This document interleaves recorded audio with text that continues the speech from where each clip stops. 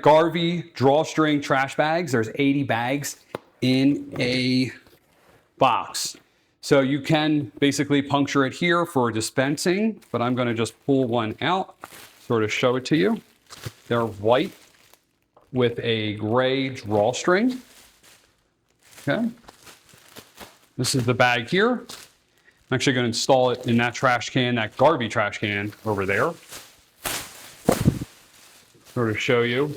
They say they're heavy duty. They seem pretty heavy duty. I'm going to install it in this trash can. It's actually a Garvee trash can here. So, I'll put it there.